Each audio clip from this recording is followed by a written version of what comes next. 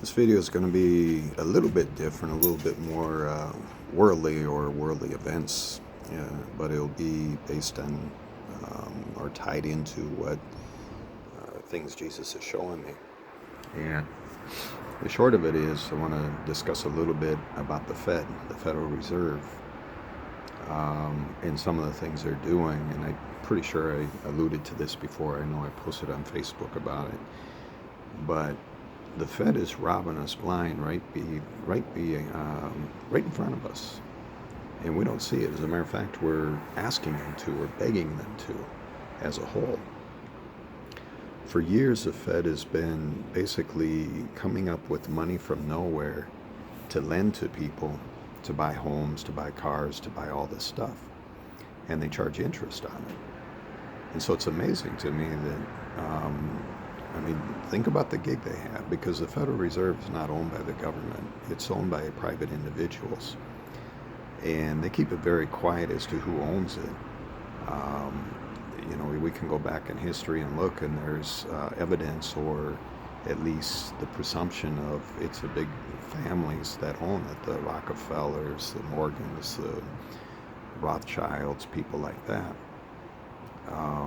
But man, they got a good gig going on, because they're taking money that doesn't even exist and making it exist by pushing a few buttons on a computer or whatever, and then lending it to people and charging interest on it. They call it fraction, I can't remember exactly how they put it, but fractional banking, where a bank, if they have 100,000 in the bank, they multiply that over and over, so they end up where they can lend maybe $10 million on that, and they keep increasing it all the time. So imagine that the Fed takes this money from nowhere and gives it to these banks to lend to somebody to buy a house, and they make money on it for free. That's kind of crazy, isn't it? To make matters worse, what they're doing right now is they're doing the same thing, except for they're printing this money, and they're not even printing it, because it's not real money. It just exists it's just out there. It's, in theory, I guess, is the best way to put it, because they don't actually print more money. They can't keep up with the money they're spending. But what they're doing now is they're coming up with this fake money, this counterfeit money, if you will, and they're buying up all the assets of the companies. They're doing it by buying bonds and stocks of companies. And pretty soon they're going to own all the assets of the companies. And on the other side, going back to the mortgages, it's the same thing. The people who default on their mortgages, and they take the house back, and they own the house. And if they do what they did after the '08 crisis, they're going to give a bunch of money, basically almost for free, to select people, especially hedge fund managers, who will then go out and they'll buy up all these houses for almost nothing, and they own it all. So they're taking money that don't even exist, and they're buying up all the assets of the world. And the funny thing is, we as a people are sitting there and applauding them, saying, oh yeah, do it, great job, keep us from this problem, because we don't want to go through any problems. And that's the problem. We don't want problems. We want just a smooth, easy life all the time, with nothing but growth, nothing but good health, nothing but eating whatever we want to eat, and having this perfect body and this perfect health. And it doesn't work that way. There's always sacrifices to make, and there needs to be a sacrifice at this point. And it's probably too late with the economy, but I guess nothing's too late. You can always start over. But there has to be some major pain to go through in order to get our control back of the economy and of the way things should be, the way our forefathers set up our Constitution here in the United States. I should say here, because I live in Mexico, but the way it was set up. And it's going to be painful to get back to what it was. If we continue down the road we're going, it's just a matter of a few years, maybe a decade or so, and the wealthy people will own it all, and we'll have a real dictatorship. It'll be more than anything you've ever seen. If you think China's bad right now with the way they treat their people, just wait. It's going to be worse. Because when all the power and all the wealth is with a few select people, they control it all. Now, put that into prophecy. In the end of times, that's exactly what happens. We end up with a one world government, a one world money, and a one world religion.